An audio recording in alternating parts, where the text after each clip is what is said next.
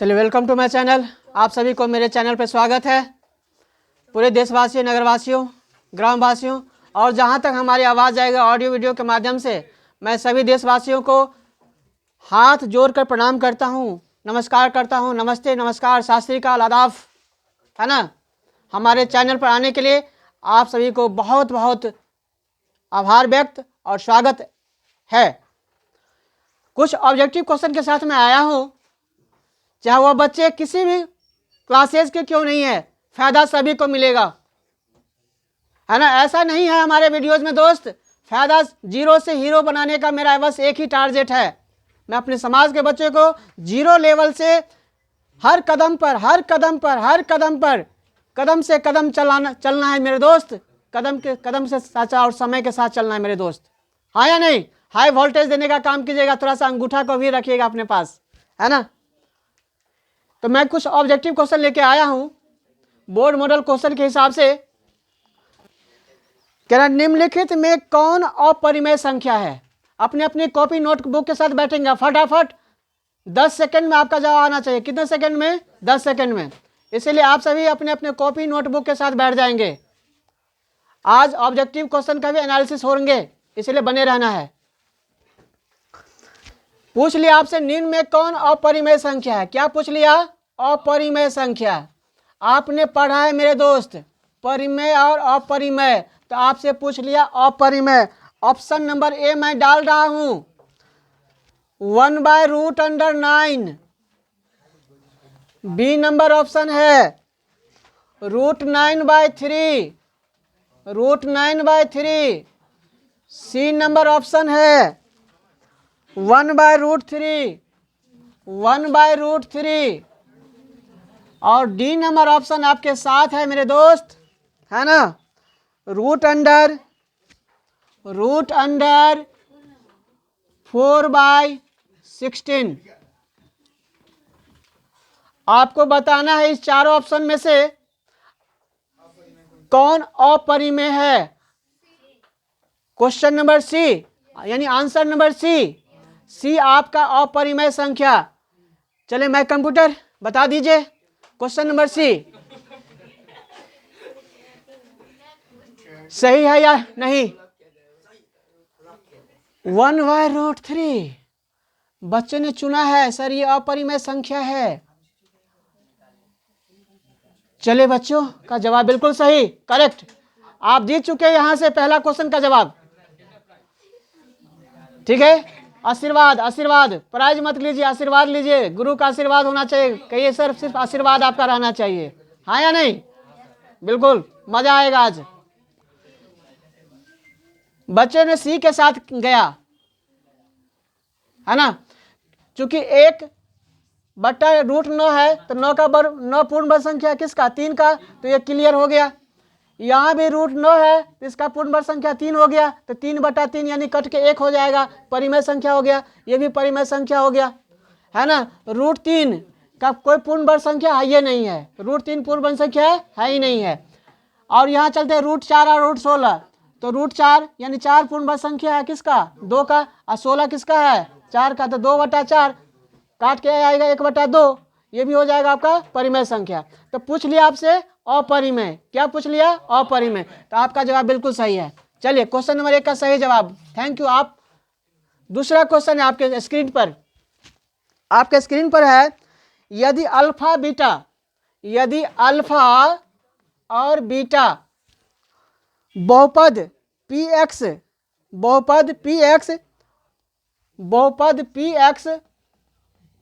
है ना, x² + x + 1 के शून्यक हो। क्या हो? शून्यक। तो पूछ लिया आपसे, शून्यक है तो पूछ लिया आपसे 1/α + 1/β का मान कितना होगा। मेरे दोस्त बने रहना है, बहुत अच्छा क्वेश्चन है, बहुपद चैप्टर से है, बने रहना है। क्वेश्चन में px का वैल्यू दिया है, शून्यक है, x² + x + 1 दिया हुआ है, शून्यक। पूछ लिया आपको 1/α + 1/β का मान इक्वल टू व्हाट। 4 ऑप्शन मैं दे रहा हूं, ऑप्शन आपके साथ -1, सेकेंड ऑप्शन है 1, सी नंबर ऑप्शन है 0 और डी नंबर जो ऑप्शन है आपका वह है 2।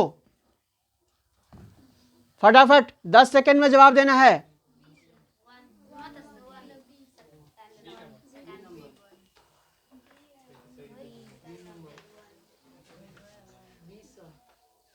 दस सेकंड से पहले आपका सभी का जवाब आ रहा है, वाह बी।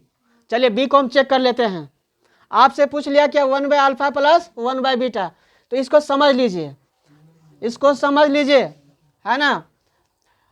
शून्यक में बताए थे मूलों का योगफल यानी शून्यांकों का योगफल और शून्यांकों का गुणनफल, है ना, ये चीज ध्यान रखना है।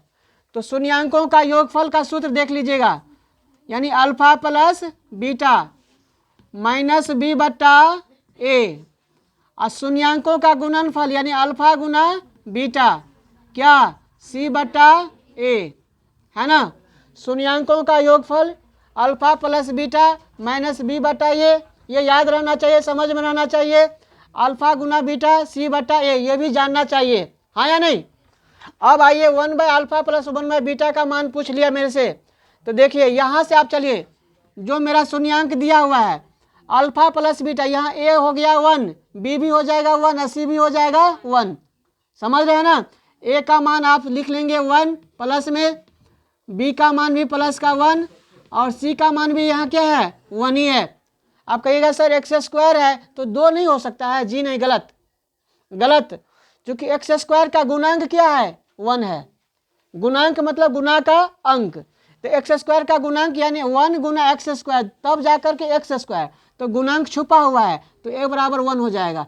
इसका भी b का गुणांक छुपा हुआ है, इसीलिए इसका 1 लिया गया है, यानी 1 गुना x बराबर x हो गया। और c का गुणांक अचर पद है, दिख रहा है आपको, ठीक है। तो चलते हैं, तो माइनस बी बट्टा है, अल्फा प्लस बीटा आ गया माइनस बी बट्टा है, तो माइनस रहेगा बी का मान कितना 1, बट्टा में a का मान 1, तो -1 और बट्टा में 1 बराबर क्या लिखेंगे -1 लिखेंगे, क्या लिखेंगे -1। क्लियर। अब आइए मूलों का गुणनफल शून्यांकों का गुणनफल सी बट्टा ए, सी कितना है 1 और ए भी कितना है 1, तो 1/1 को क्या लिखेंगे 1 ही लिखेंगे। क्लियर। अब आइए पूछ लिया आपसे 1/α प्लस 1/β, सब्जेक्टिव क्वेश्चन को पूछ लिया ऑब्जेक्टिव में, तो बने रहना है।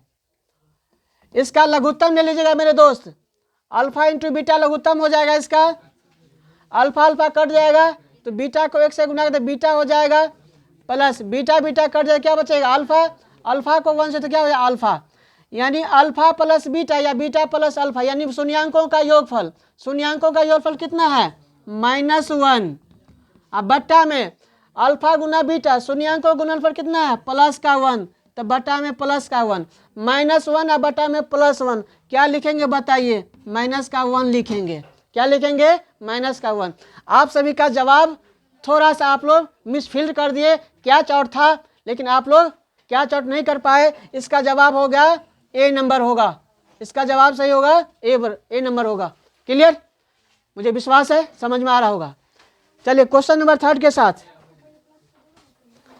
क्वेश्चन नंबर 3 के साथ,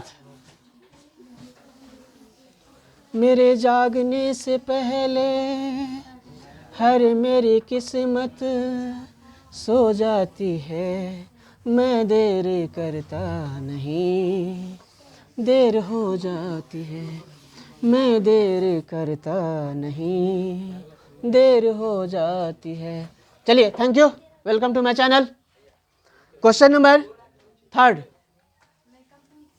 क्वेश्चन नंबर 3 पूछ लिया आपसे, π/4 है, π/4 है, 4 ऑप्शन है। परिमेय संख्या, पहला ऑप्शन है परिमेय संख्या, दूसरा है अपरिमेय संख्या, तीसरा है प्राकृतिक संख्या, प्राकृत संख्या, और चौथा इनमें से कोई नहीं, चौथा इनमें से कोई नहीं मेरे दोस्त। आप बताइए किसके साथ आप जाना चाहेंगे? ऑप्शन ए के साथ परिमेय, ऑप्शन बी अपरिमेय, ऑप्शन सी प्राकृत संख्या, ऑप्शन डी इनमें से कोई नहीं। पाई बाय 4, पहली बात, पाई क्या है? अपरिमेय संख्या है। पाई क्या है? अपरिमेय संख्या है। तो पाई बाय 4 पूछ ले या पाई बाय 3 पूछ ले या बट्टा में कुछ दे के पूछ ले, किस में जाएगा? अपरिमेय संख्या में जाएगा मेरे दोस्त। सिर्फ पाई रहे या बट्टा में कर दे, कुछ भी करके आएगा। पाई देख लिए ना तो सीधे जाइएगा अपरिमेय में जाएगा, इसीलिए इसका ऑप्शन नंबर बी हो जाएगा। चलते क्वेश्चन नंबर 4 का। क्वेश्चन नंबर 4, समांतर श्रेणी। समांतर श्रेणी से क्वेश्चन आया है 1/3, 5/3, 9/3, 13/3। देखिए कितना बढ़िया क्वेश्चन आया है, फंसाने वाला क्वेश्चन है। आप जानकार है ना तो चुटकी में जवाब दे दीजिएगा, है ना। का पूछ लिया, का सार्व अंतर पूछ लिया। क्या पूछ लिया? सार्व अंतर, कॉमन डिफरेंस, सार्व अंतर, पदांतर पूछ लिया जी। सार्व अंतर इक्वल टू व्हाट? आपका ऑप्शन है इस प्रकार, ऑप्शन है माइनस का 4/3, बी नंबर ऑप्शन है 4/3, सी नंबर ऑप्शन है 6/3 और डी नंबर ऑप्शन है आपका 2/5, 2/5। बताएंगे आप? बताइए। कॉमन डिफरेंस आपसे पूछ लिया 1/3, 5/3, 9/3, 13/3 का सार्व अंतर, कॉमन डिफरेंस जिसको हम पदांतर कहते हैं। पद में कितना का अंतर है, सार्व में कितना का अंतर है, सार्व अंतर पूछ लिया। बताएंगे आप सभी? Option number B. चलिए चेक कर लेता हूं आप सभी सही है या नहीं। आप यहां से जीत सकते हैं या नहीं जीत सकते हैं। देखिए पदांतर निकालने का, सार्व अंतर निकालने का मैंने बताया है फॉर्मूला। क्या बताया है? दूसरा पद में से पहला पद, तीसरा में से दूसरा पद, चौथा में से तीसरा पद घटाएंगे तो क्या निकलेगा? पदांतर निकलेगा, सार्व अंतर निकलेगा। तो सार्व अंतर निकालने का फॉर्मूला मैंने जान रखा है, हमारे बच्चों ने समझ लिया है। जो है ना, A2 में से A1 घटा देंगे, यानी दूसरा पद में से पहला पद बराबर होना चाहिए A3 माइनस A2, बराबर होना चाहिए A4 माइनस A3 मेरे दोस्त। इसी प्रकार A5 में से A4, यानी अगला में से पिछला, अगला में से पिछला, अगला में से पिछला घटाने पर एक ही रंग होना चाहिए, एक ही रंग एक ही जैसा आना चाहिए। अगर मान लीजिए यहाँ 1/2 आ रहा है तो इधर भी 1/2, इधर भी 1/2, तब जाके बराबर होगा। और कहीं 1/2 आएगा, कहीं 1/3 आएगा तो समझ जाइएगा ये गड़बड़ है। ये क्या है? गड़बड़ है, हाँ या ना। तो चलते हैं, चेक कर लेता हूँ। आप सभी का जवाब आ चुका है, लेकिन मैं चेक कर लेता हूँ जो आप सभी सही या गलत। चलते हैं। A2 आपका कितना है? 5/3 और माइनस A1 कितना है? 1/3 मेरे दोस्त, है ना।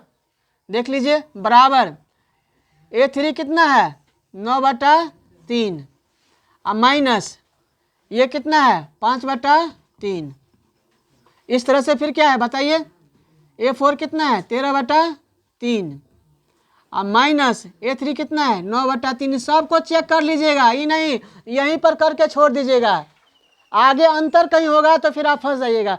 इसीलिए पहला स्टेप, दूसरा स्टेप, तीसरा स्टेप, चारों स्टेप को चेक कर लेना मेरे दोस्त, तब जाके ऑप्शन में आइएगा, नहीं तो कुछ से कुछ हो जाएगा। इसलिए गणित है, समझने की चीज़ है। पूरे ऑप्शन को चेक कर लेना है, क्वेश्चन को चेक कर लेना है, अपने आंसर जो बना है उनको भी चेक कर लेना है।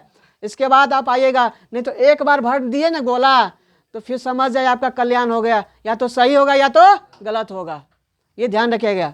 इसीलिए ओएमआर सीट का बहुत महत्व है।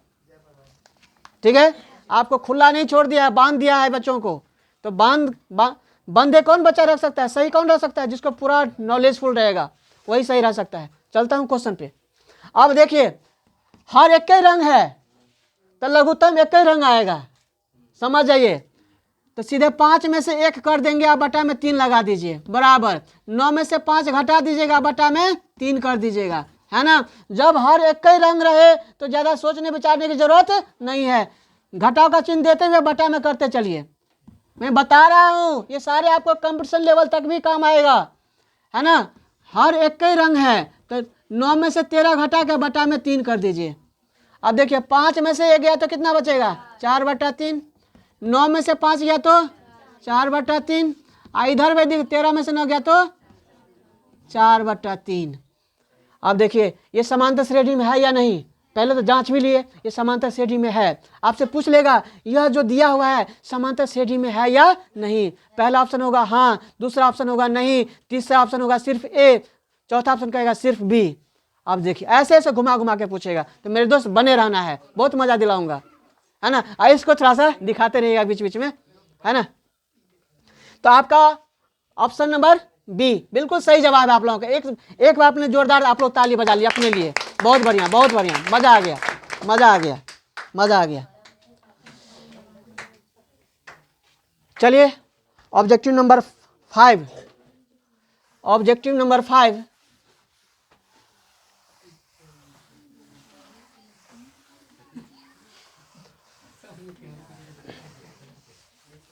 मेरे देश की धरती ओ, मेरे देश की धरती, सोना उगले उगले हीरे मोती, मेरे देश की धरती। एक बच्चा पता है कैसे गा रहा था, मेरे सेठ की धरती चर चर फाटे, सिए न कोई धरती, सिए न कोई दर्जी, मेरे सेठ की धोती। बच्चा ऐसे भी गा रहा था, है ना। कब गा रहा था, कोई प्रोग्राम हो रहा था कहीं पर, मैं जा रहा था सुन रहा था। अब बहुत अच्छा से, हम तो अलबटा जैसे गा दिए, हमको तो गाना आता ही नहीं है ना। बहुत अच्छा से हम थोड़ा सा कान लगा दिए, सुन लेते हैं, थोड़ा सा याद कर लेते हैं। हाँ हाँ, कान लगा देना मतलब ध्यान लगा देना, ये मुहावरा हो गया आपका, यहाँ से भी आप पढ़ लिए। कान देना मतलब ध्यान देना, ये नहीं कान काट के दे देना, है ना। कान देना मतलब ध्यान देना, है ना। बच्चे समझते सर कान काट लेंगे हमका, कान दे दो हमको, ऐसा नहीं है मेरे दोस्त। चलते हैं, क्वेश्चन नंबर 5 है आपका। क्वेश्चन नंबर 5 है, सभी समबाहु त्रिभुज, सभी आप पूछ ले आपको समबाहु त्रिभुज से ध्यान देंगे। सभी समबाहु, देखिए त्रिभुज से आ गया क्वेश्चन। सभी समबाहु त्रिभुज, त्रिभुज खाली स्थान है, खाली स्थान है मेरे दोस्त, होते हैं। खाली स्थान में ऑप्शन छोड़ दिया है, खाली स्थान में क्या है, ऑप्शन छोड़ दिया है। क्या ऑप्शन छोड़ दिया है, देख लीजिए। ए नंबर है सर्वांगसम, क्या है, सर्वांगसम। ए नंबर ऑप्शन है सर्वांगसम। बी नंबर है समान, सॉरी समरूप, समरूप। और सी नंबर है आपका सर्वांगसम और समरूप दोनों, है ना। सी नंबर में सर्वांगसम और समरूप दोनों, सर्वांगसम और समरूप दोनों, ठीक है। और डी नंबर आपका ऑप्शन है इनमें से कोई नहीं, इनमें से कोई नहीं मेरे दोस्त, से कोई नहीं, नन ऑफ दिस। तो मेरे दोस्त पूछ लिया आपसे, क्या पूछ ये लिया, सभी समबाहु त्रिभुज होते हैं। तो समबाहु त्रिभुज की सभी भुजाएं क्या होती है, समान होती है, इक्वल होती है। बताए हुए हैं, सारे वीडियो में बताए हुए हैं। पार्ट 1, पार्ट 2, पार्ट 3 जरूर देख के आए होंगे, तभी आपको समझ में आएगा, नहीं तो कहेंगे ये भी मास्टर तो पगले है ना। सभी समबाहु त्रिभुज होते हैं तो क्या होंगे, समरूप होंगे। क्या होंगे, समरूप, समान रूप वाला होगा, है ना। समरूप होते हैं, क्या होते हैं, समरूप, क्योंकि भुजा बराबर और कौन बराबर, है ना। इसीलिए इसका आंसर हो जाएगा समरूप। सभी समबाहु त्रिभुज क्या होते हैं? समरूप होते हैं। Option number B. ठीक है, इसके बाद आगे की क्लास करवाऊंगा। हर रोज आप बने रहेंगे, है ना। लाइक, सब्सक्राइब और शेयर जरूर करें और हाई वोल्टेज हमको देते रहें। जय हिंद, नमस्कार, आदाब, सत श्री अकाल।